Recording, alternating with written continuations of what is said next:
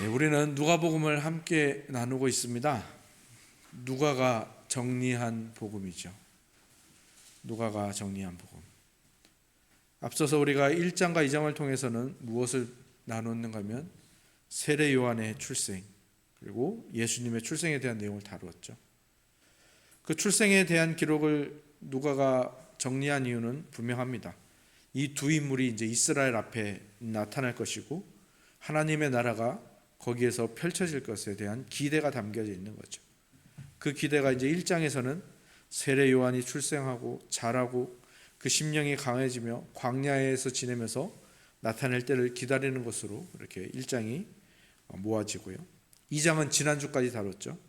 예수님의 출생, 목자들이 경배하고 예수님이 할례 받으시고 또 시므온과 안나를 만나서 찬송과 예언을 들으시고 또 그 예수님의 유년 시절까지 나오면서 두 아버지의 아들로서 하나님과 사람 앞에 서 있는 그 예수님의 모습이 이제 사람들에게로 이 세상에 드러내기 위해서 이제 그 아름다운 모습이 더하여지면서 그 기대감을 모으는 모습으로서의 2장이 모아지고 있습니다. 그래서 이제 3장에서는 그렇게 이스라엘 앞에 등장할 날을 기다리던 두 인물 중에 한 명인 세례 요한이 등장을 하고 있죠. 그리고 이 세례 요한의 등장, 그 모든 사역, 그리고 그가 선포한 설교, 그가 선포한 내용, 그리고 그 복음에 대한 내용은 이제 앞서 우리가 살펴본 이 내용들, 1장과 2장의 내용들이 아름답게 이루어지고 있는 모습이죠. 그 부분을 조금 더 같이 한번 읽어봤으면 좋겠습니다. 조금 길지만 우리 1장 67절에서 79절까지의 말씀, 89면을 펴보시기 바랍니다. 89면입니다. 1장 67절에서 79절의 말씀을 우리 한 절씩 교독하면서 읽어보겠습니다. 1장 67절에서 79절까지 말씀입니다. 한 절씩 읽습니다. 그 붙인 사가랴가 성령의 충만함을 받아 예언하여 이르되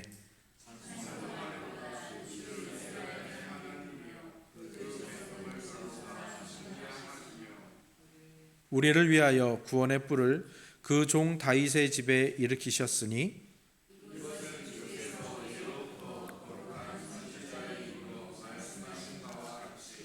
우리 원수에게서와 우리를 미워하는 모든 자의 손에서 구원하시는 일이라.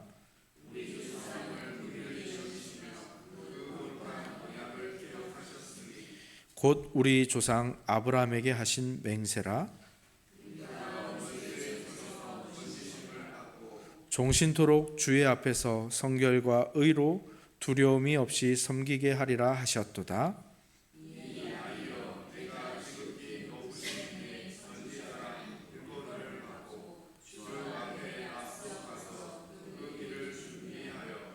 주의 백성에게 그 죄사함으로 말미암는 구원을 알게 하리니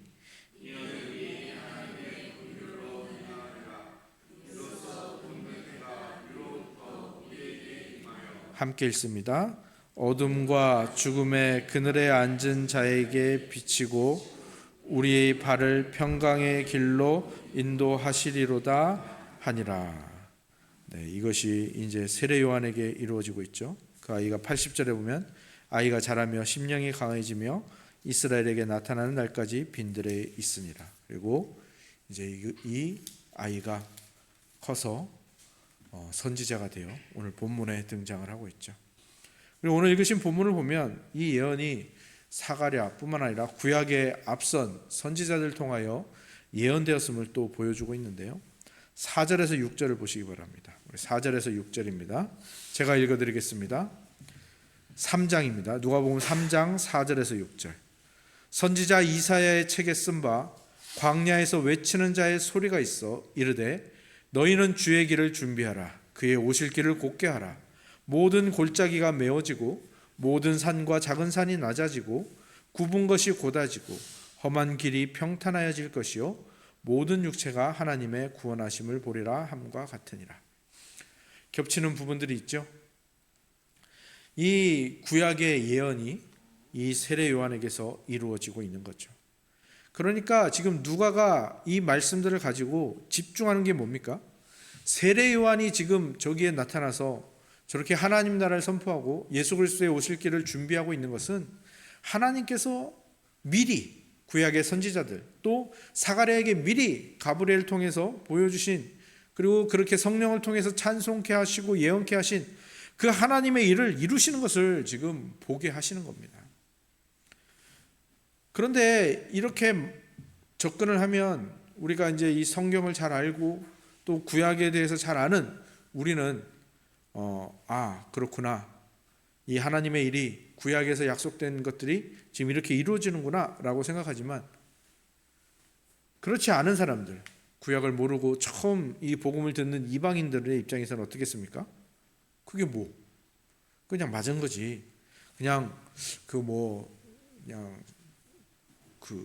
이스라엘에 내려오는, 유대인들 사이에 내려오는 신화나 전래동화 같은 거 아니야?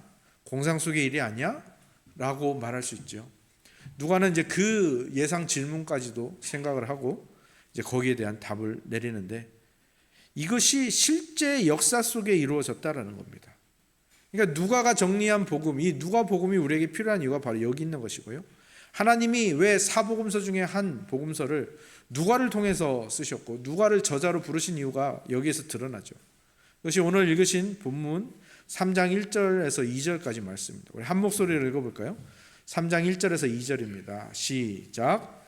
디베료 황제가 통치한 지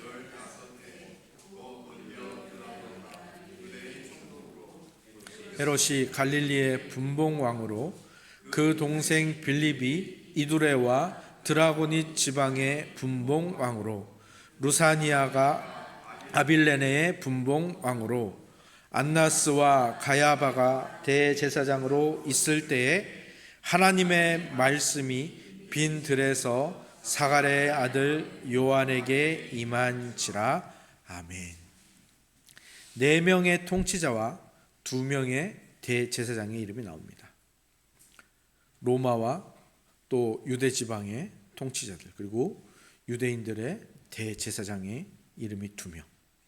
이것이 왜 여기에 기록되어 있습니까? 누가가 이것을 왜 기록했죠? 의사이면서 동시에 역사가라고 했죠. 이 누가는 자신이 정리한 이 복음서가 그냥 유대인이라는 한 민족의 전래동화나 설화나 신화가 아니라 이 복음서가 실제 세계 역사의 흐름 속에 확실하게 자리 잡고 있음을 지금 그것을 강조하면서 기록하고 있는 것입니다. 이것이 우리에게 필요하죠. 왜 필요합니까? 우리가 신앙생활을 하면서 자주 빠지는 함정이 있습니다. 그게 뭡니까? 이 세상의 흐름과 역사와 이 신앙은 동떨어진 걸로 생각하는 거예요. 이 세상은 그냥 역사는 저기로 흐르고 있고 우리는 그 흐름을 무시한 채 여기에서 그냥 신앙을 가지고 살아간다. 마귀가 잘 쓰는 방법이거든요. 그래서 그 신앙이라는 것을 마치 우리의 취향에 대한 것처럼, 마치 우리가 어떤 우리만 가질 수 있는 또는 공상으로나 상상으로 가질 수 있는 개인적인 것으로 치부해버리게 만드는 거죠. 세상과 우리의 신앙을 분리해버리는 겁니다. 근데 우리가 이 함정에 굉장히 잘 빠지죠. 이건 기독교 역사에서도 계속해서 나타난 일들입니다. 중세 수도원들, 거기에 있는 수도승들 대부분이 이 함정에 빠져 있었던 겁니다. 세상과 신앙을 분리해버리고 그냥 수도원으로 들어가 버리는 거예요. 세상에서 신앙을 살 생각을 하지 않고 그냥 수도원에 들어가서 모든 죄의 유혹을 막고 거기에서 고행하면서, 거기에서 죄를 이겨가면서 거기에서 신앙을 사는 것이 맞다고 생각을 한 겁니다. 고행을 하던 신비주의자들도 마찬가지죠. 이 사람들도 자기 몸을 때려가면서 사람들과 떨어져 시골로, 광야로, 또 빈 들로, 어떤 사람은 기둥 위에 올라가서 산골로 들어가서 죄를 피하고 세상을 피하고 거기에서 자기의 신앙을, 그리고 하나님 앞에 뭔가를, 내가 이 고행을 쌓았습니다, 저를 쳐서 복종시켰습니다, 제가 기도를 이만큼 했습니다, 이런 것들로 신앙이 다 된다고 생각했던 함정. 죄를 해결하는 방법으로 죄의 원인이 되는 세상에서 도망치는 방법을 선택한 거죠. 현실을 도피하는 것을 택한 겁니다. 그런데 이거는 뭐 중세 수도승이나 고행을 행하던 신비주의자들만 그런 것이 아니죠. 우리도 자주 그러하지 않습니까? 말씀대로 좀 살아보려다가 가혹한 현실의 벽에 부딪힙니다. 그리고 차가운 세상의 그 시선에 부딪힙니다. 그러면 딱 어떻게 되죠? 아, 말씀과 현실은 다르구나. 내가 신앙이라고 생각했던 것은 비현실적인 거구나. 지레 포기해버리는 거죠. 그리고 말씀대로 살려면 저 산골로 들어가든지 해야지. 아니면 직장을 그만두든지 해야지. 내가 이곳에 살면서 이 직장을 다니면서 이건 불가능해. 마귀의 그 속임수에 홀랑 넘어가 버리는 겁니다. 현실 도피를 해버리는 거죠. 오늘 누가가 지금 이 3장 1절과 2절에 기록한 이 통치자들이 바로 그렇게 가혹한 현실, 그리고 냉정한, 그리고 아주 처절할 정도로 그 신앙을 핍박으로 대항하는 그 가혹한 현실을 대표하는 존재들이죠. 오늘 본문 읽으신 맨 마지막 부분 19절 20절을 한번 보시기 바랍니다. 19절 20절 분봉왕 헤롯은 그의 동생의 아내 헤로디아의 일과 또 자기가 행한 모든 악할 일로 말미암아 요한에게 책망을 받고 그 위에 한 가지 악을 더하여 요한을 옥에 가두니라. 세례 요한이 이 하나님의 말씀대로 신앙대로 살려고 했을 때 마주한 가혹하고 냉엄한 현실이죠. 사실 잘못은 다 헤롯이 했습니다. 세례 요한은 그것을 그냥 놔두지 않고 그가 동생의 아내를 취한 일을 대표로 해서 헤롯이 행한 악한 일들을 그리고 죄악들을 지적하고 책망을 합니다. 복음으로요. 하나님의 말씀으로요. 그러자 어떻게 하죠? 말씀으로 대항을 했는데 이 세상은 이 말씀으로 살려고 했던 이 요한을 어떻게 하는 겁니까? 감옥에 가둡니다. 그리고 나중에 다른 복음서에 보면 이 헤로디아의 요청으로 세례 요한의 목을 베는 장면까지도 나오죠. 오늘 본문에 보면 세례 요한이 얼마나 귀한 사역들을 했는지가 나오죠. 예수 그리스도의 오실 길을 준비하는 것뿐만 아니라 사람들에게 세례를 베풀고요. 세례를 베풀면서 그들에게 하나님 나라 백성으로 살아갈 것을 강조하고 가르쳐주고 권면하고 그들을 세워줍니다. 각 직업에 맞게, 각 나온 사람들의 상황에 맞게 너는 이렇게 해라, 너는 이렇게 해라, 세리 너는 이렇게 하고, 옷 2벌 있는 자는 이렇게 하고, 먹을 것이 있는 자는 이렇게 하고, 군인들도 이렇게 하고, 하나님 나라 백성으로 이렇게 살아야 된다. 그러면서 하나님 나라를 시작하실 그 예수 그리스도의 오심을 준비하는 거죠. 그리고 그를 찾아온 이들을 그 예수 그리스도가 이제 시작하실 그 하나님 나라에서 어떻게 살아야 할지를 강력하게 권면하여서 그들 하나님 나라 백성으로 준비를 시키는 거죠.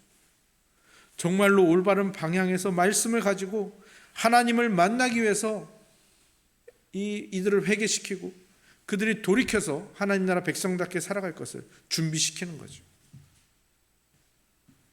광야에 있지만 하나님 나라를 강력하게 선포하면서 가혹하고 냉엄한 현실에 말씀으로 정면으로 부딪히고 있는 이 세례 요한의 모습, 그리고 우리의 모습을 비교해 보았으면 좋겠습니다.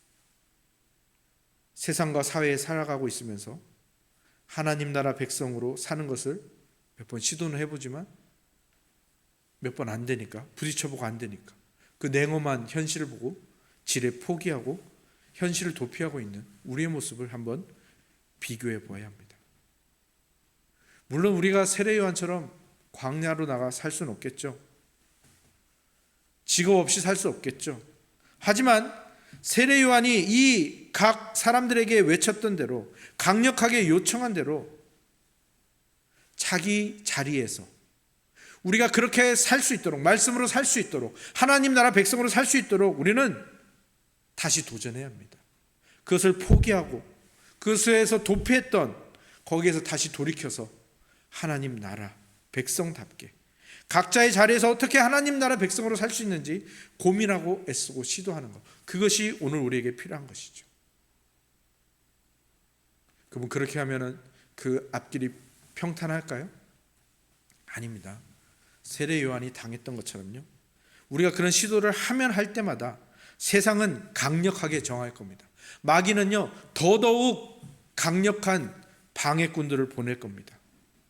실제로 세례 요한의 그 귀한 사역들, 이렇게 하나님 나라를 준비하고 하나님 나라 백성들을 준비하고 예수님께서 오실 길을 준비하는 이 놀라운 그리고 귀한 사역들이 누구에 의해서 중단됐습니까? 분봉왕 헤롯, 이 악랄한 통치자에 의해서 중단된 거죠. 이 악랄한 통치자들은 세례 요한을 딱 그 사역을 중단시키면서 기고만장했을 겁니다. 야, 내가 역사를 만들어 가는 거지. 야, 세례 요한 아무리 짓거려봐라, 내가 너 감옥에 가두니까 아무것도 안 되지. 끝났지. 누가복음 읽는 독자들도 이 3장을 읽으면서 그러한 생각에 빠져들게 되었을 겁니다. 사실 이 1, 2절에 나열한 이 통치자의 이름은 이 모든 일들이 실제 역사의 흐름 속에 있다는 것을 보여주는 것도 사실이지만, 동시에 이 세상 역사의 통치자들이 하나님 나라의 사역을 이렇게 중단시키는구나, 중단시킬 수 있구나, 하나님의 말씀대로 사는 삶을 중단시킬 수 있구나라는 것을 깨닫는 순간이기 때문이죠. 물론 세례 요한의 사역이 중단된 것은 더 큰 흐름에서는 예수 그리스도의 사역이 시작되는 것이기 때문에 아주 중요한 기점을 가집니다. 중요한 의미가 있는 거죠. 하나님 나라는 이 세상의 방해에 휘둘리지 않습니다. 큰 흐름 속에서요. 그럼에도 불구하고 세상의 악한 통치자들은 여전히 자기가 역사를 만들어가고 있다고 기고만장해 있었을 겁니다. 자기 자신을 의심하지 않았을 겁니다. 왜냐하면 이들이 세례 요한만 이렇게 중단시켰습니까? 아니죠. 오늘 1절과 2절에 나오는 이 통치자와 대제사장 중에 4명이 예수 그리스도의 죽음에도 직접적인 역할을 한 사람들입니다. 그러니까 이 누가복음을 읽은 사람들, 1절과 2절에서 희망을 가졌던 사람들이, 1장과 2장에서 희망을 가졌던 사람들이 이 3장에 와서는 어쩌면 하나님의 백성으로서 절망을 느낄 수밖에 없는 상황인 거죠. 아, 하나님의 말씀대로 살려고 했고 하나님의 말씀이신 예수 그리스도가 왔는데 이 세상의 지배자들에 의해서 방해를 받는구나. 그러나 또 하나, 항상 하나님께서는 사람을 절망하게 하시고 그 절망 가운데 눈을 들어서 다시 하나님을 바라보게 하시죠. 그래서 앞에서 나왔던 마리아의 찬가를 다시 한번 찾아보겠습니다. 1장 51절에서 53절까지 말씀입니다. 88페이지에 있는데요. 찬가 중에서 다 읽지 않고 51절에서 53절까지만 읽어보겠습니다. 51절에서 53절, 1장 누가복음 1장 51절에서 53절입니다. 함께 읽습니다. 시작. 그의 팔로 힘을 보이사 마음의 생각이 교만한 자들을 흩으셨도다. 권세 있는 자를 그 위에서 내리치셨으며 비천한 자를 높이셨고 줄이는 자를 좋은 것으로 배불리셨으며 부자는 빈손으로 보내셨도다. 아멘. 하나님께서 이 마리아의 찬송을 다시 한번 3장에 왔다가 다시 1장으로 돌아가서 이 찬양을 보게 하죠. 그리고 이 찬양을 하나님께서 어떻게 사용하십니까? 이 악한 통치자들이 바로 이 찬송에 나오는 마음의 생각이 교만한 자들이죠. 권세 있는 자죠. 부자죠. 자신들이 역사의 과정을 스스로 결정한다고 생각하고 자기가 역사를 마음대로 휘두를 수 있다고 믿는 자들이었습니다. 그러나 하나님께서 이들의 방해를 받지 않으시고 이것을 역전시킨다라는 것을 이 마리아의 찬양에서 힌트를 주시는 거고요. 그것이 이제 누가복음 마지막으로 갔을 때 어떻게 하나님 나라가 이 세상의 방해를 받지 않고 확장되는지가 보여지죠. 하나님의 계획은 이들에 의해서 통제되지 않습니다. 물론 지금 이 3장쯤에 와서는 그것이 마치 통제되는 것처럼 보이기도 합니다. 하지만 그것은 빙산의 일각도 안 되는 것이죠. 하나님의 계획에 그때는 아무도 모릅니다. 하나님이 주관하고 인도하시고요. 이 세상 사람들, 특히 이 통치자들이 전혀 알아채지 못하게 하나님 나라는 보이지 않는 곳에서 이제 보이는 곳으로 확장되어져 가고 있는 거죠. 그리고 이 세례 요한이 광야에 있다라는 것, 빈들에 있다라는 것이 굉장히 중요한 부분이죠. 하나님의 말씀이 이 세상적으로 권세 있어 보이고 역사를 주관해 가는 것 같은 이 지도자들에게 있지 않다라는 겁니다. 하나님의 말씀은 왕궁에 있는 자들에게 있지 않다는 거죠. 성전의 대제사장들에게 있지도 않습니다. 그들을 모두 지나쳐서 그 도시를 나가서 빈들 그 광야에 외롭게 서 있는 그 한 사람, 그 사람에게 하나님의 말씀이 임했다라는 겁니다. 이 통치자들의 이름은 그저 이 모든 일이 인류의 역사 가운데서 하나님이 주도하고 계셨음을 확인하는 정도로만 이 사람들의 이름은 쓰이고 끝나는 겁니다. 그리고 하나님의 나라를 방해할 수 없다라는 것을 증명하고 끝나는데 그 이름들이 쓰일 뿐입니다. 하지만 하나님의 목적과 뜻은 당대 역사가들에게도 잘 알려지지 않은 광야의 그 외로운 한 사람을 통해서 온 세상에 선포되고 있는 것이고요. 그 하나님 나라가 준비되어지고 있는 것이죠. 우리는 이 큰 그림과 큰 흐름을 볼 줄 알아야 됩니다. 당시에 많은 사람들, 메시아를 기다리던 이 유대인들은요, 메시아를 어떤 식으로 상상을 했냐면 영적인 힘은 물론이고 정치적인 힘, 경제적인 힘, 군사적인 힘을 가진 분으로 생각을 했습니다. 그래서 메시아가 오시면 이 악한 통치자들을 다 물리치고 몰아내고 그 왕자에서 끌어내리고 이스라엘을 해방시킬 것이라고 생각을 했습니다. 예수님의 제자들도 그 생각에서 처음에 그 생각을 가지고 예수님을 만났고요. 그 생각에서 벗어나는데 굉장히 오래 걸렸죠. 아마 성령님이 오신 그 다음에야 비로소 그들이 깨달았을 겁니다. 예수님이 죽었을 때도 못 깨달았다가 말이죠. 그러니까 예수님이 그 모든 능력으로 막 기적을 베풀고 군사들을 모으고 군중들을 모아서 특별한 기적으로 막 로마 왕궁을 치고 로마가 중간에 세운 이 통치자들 한 명씩 다 처단해 가면서 그런 진군을 생각했는데 하나님은 그렇게 일하지 않으신다는 거죠. 하나님은 어떻게 일하십니까? 하나님은 광야에 외롭게 서 있는 저 한 사람 요한을 보내서, 그 요한은 보면은 이 통치자들에 비하면 엄청 약해 보이지 않습니까? 통치자들이 감옥에 가두면 가두고 통치자가 목을 베면 목을 베이는 사람입니다. 근데 그 약한 사람, 그 사람에게 하나님의 말씀과 복음의 진리를 선포하게 합니다. 그리고 또한 예수님 또한 이 요한에게서 세례를 받으시고 또 광야로 들어가시죠. 그리고 그 후에 예수님의 사역들이 하나님의 나라가 확장되는 것을 볼 수가 있죠. 하나님께서는 왜 이 광야를 이용하실까요? 왜 도심이 아니라, 왕궁이 아니라 왜 광야를 선택하실까요? 처음에 말했던 그 수도원이나 고행하는 이들이 들어갔던 광야와 이 광야는 다릅니다. 수도원이나 고행을 하기 위해 했던 그 장소들은 현실을 도피하는 거지 않습니까? 근데 그거는 내가 이 현실을 도피함으로 말미암아 이들은 또 다른 힘을 추구하는 겁니다. 어떤 힘을 추구하죠? 내가 이만큼 했어. 내가 고행을 얼마나 많이 했는데, 내 등을 봐, 내 상처를 봐. 내가 나를 채찍질해서 내가 죄를 지을 때마다, 죄가 생각날 때마다 채찍질을 했다고. 이 기도를 이만큼이나 했다고. 내가 말씀을 이만큼이나 읽었다고.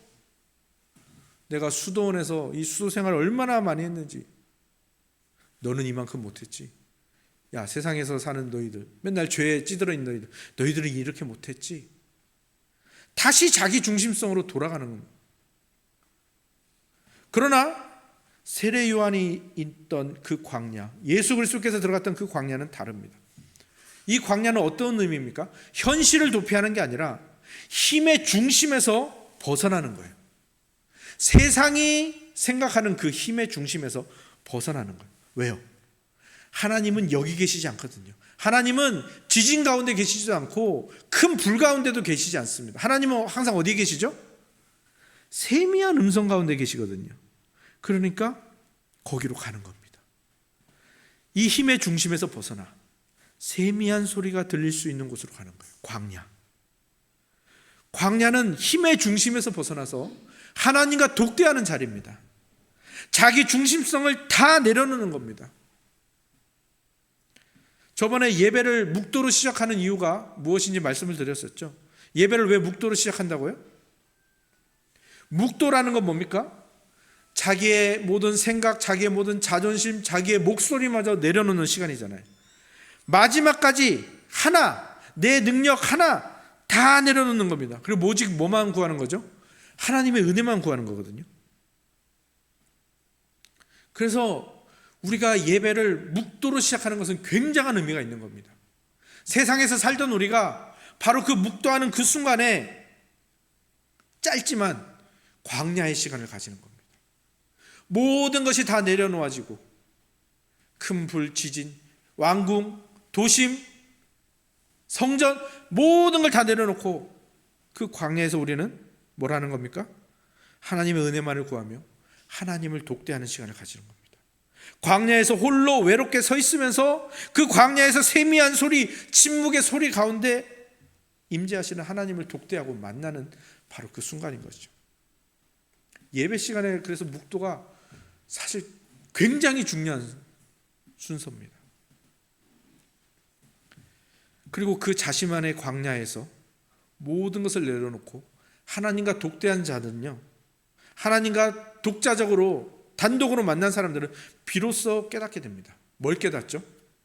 세례 요한과 예수 그리스도를 보면서 깨닫습니다.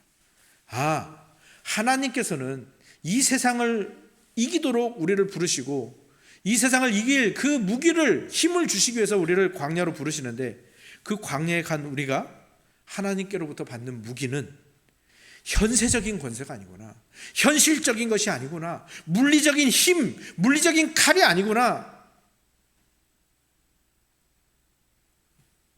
하나님께서는 하나님의 말씀을 주시는구나. 물리적인 칼을 든 사람은 어떻게 됩니까? 성경에서 뭐라고 했습니까? 칼로 흥한 자, 칼로 망하게 됩니다. 그런데 예배소서 6장에 보면 전신갑주 이야기가 나오잖아요. 전신갑주에서 유일한 무기가 하나 나와요. 그게 뭡니까? 성령의 검이거든요.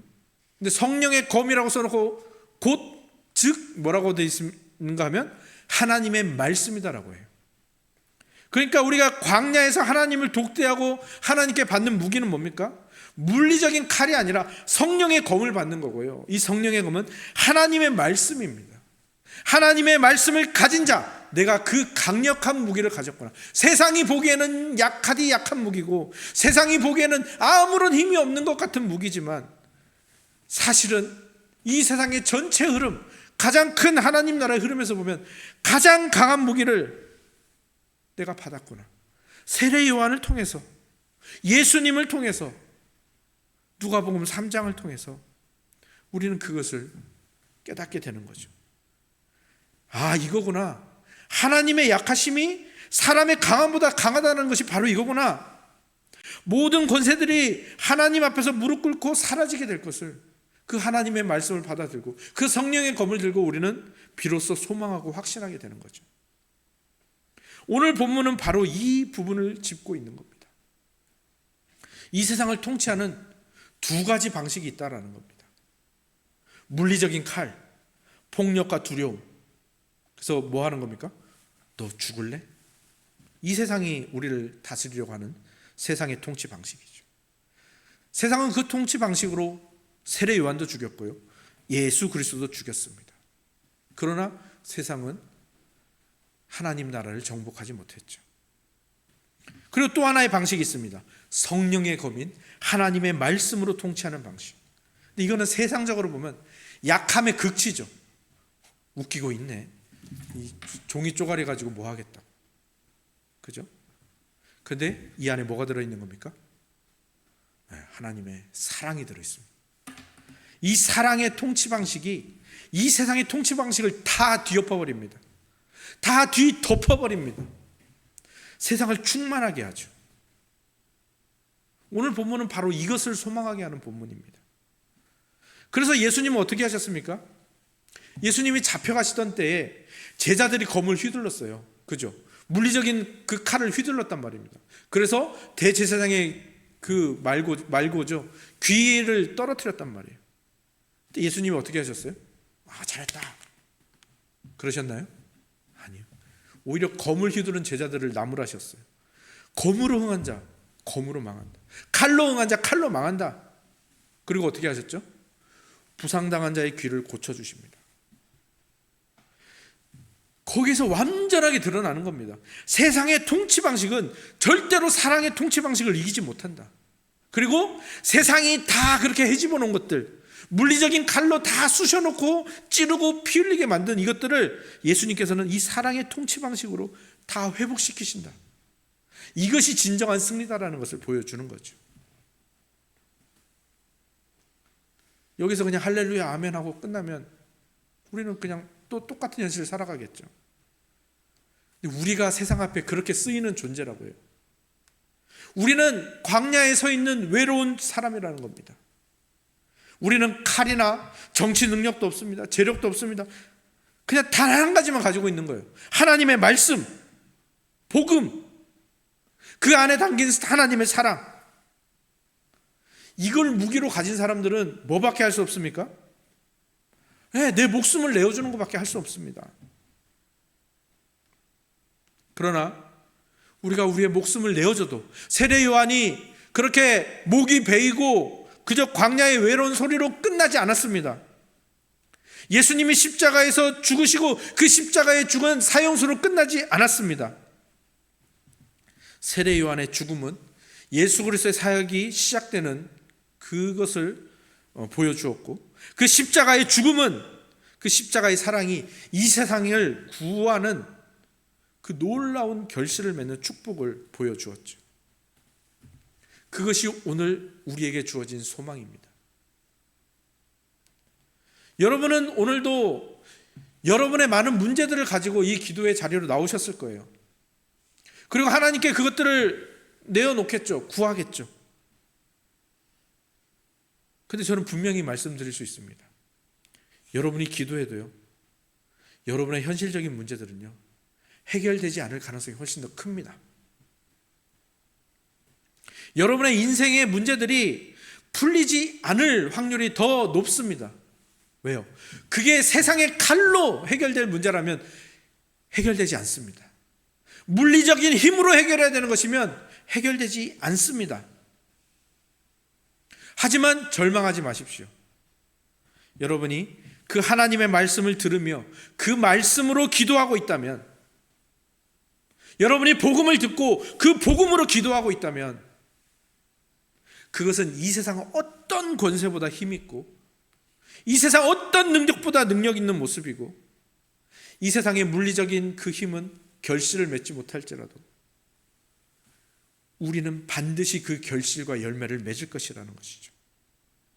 그러니 오늘도 여러분 옆에 그렇게 함께 광야의 길을 함께 걷고 있는 지체들이 있죠. 오직 그 말씀을 무기로 삼으며 여전히 의심은 되지만, 여전히 도피하고 싶고 여전히 피하고 싶지만, 그래도 꾸역꾸역 기도의 자리로 나온 여러분 옆에 있는 지체들을 위로하고 격려해 주십시오. 지금은 아무것도 해결책이 안 보이시죠? 하지만 하나님은 모든 걸 바꾸실 거예요. 아무것도 해결된 것 같지 않으시죠? 하지만 복음은 모든 것을 바꿀 겁니다. 서로 위로하고 격려해 주십시오. 그리고 무엇을 위해서 기도해야겠습니까? 천흥에서 끊임없이 하나님의 말씀이 들려질 것을 위해서 기도해야 됩니다. 천흥의 강단에서 복음이 끊임없이 들려질 것을, 은혜의 복음이 끊임없이 선포될 것을 여러분은 기도하셔야 됩니다. 왜요? 복음이 들려지지 않으면 우리는 그 무기를 잃게 되는 거기 때문입니다. 우리의 유일한 무기, 하지만 가장 강력한 무기를 잃게 되기 때문입니다. 그래서 여러분들, 말씀 사역자들을 위해서 기도해 주셔야 됩니다. 또 새로 보내주신 사역자를 위해서 기도해 주셔야 합니다. 그리고 또 우리와 다른 곳에서 자신만의 광야에서 말씀을 붙들기 위해서, 말씀만을 붙들기 위해서 애쓰고 있는 개척교회들 있죠. 선교지들 있죠. 우리가 끊임없이 기도해야 되는 거예요. 예배 자리로 나오지 못하는 사람들도 우리가 그들의 아픔과 그들의 정말 상처를 회복시켜주는 것도 기도해야 되지만 뭘 기도해야 될까요? 그들이 그 해결책으로 하나님의 말씀, 이 복음, 그 안에 담긴 하나님의 사랑을 붙잡을 수 있도록 우리는 기도해야 되는 겁니다. 또 호주에 있는 한 목사님, 거기서도 자기만의 그 광야에서 지금 그 성령의 검, 하나님의 말씀을 잡고 그것으로 헤쳐나가려고 애를 쓰고 있죠. 호주의 한 목사님 가정을 위해서 계속 기도해 주셔야 됩니다. 또 이집트의 우리 조셉 선교사님 가정, 정말 그 척박한 곳에서 다 아니라고 할 때 거기에서 하나님의 말씀이라는 그 무기 하나 가지고 거기에 지금 그 정말 앞뒤 분간 못하는 애들 3명 데리고 거기 가 있는 거 아닙니까? 계속 우리는 그 기도해 줘야 됩니다. 오늘 우리는 지금 말씀드린 이것들을 가지고 함께 기도의 자리로 나갈 겁니다. 우리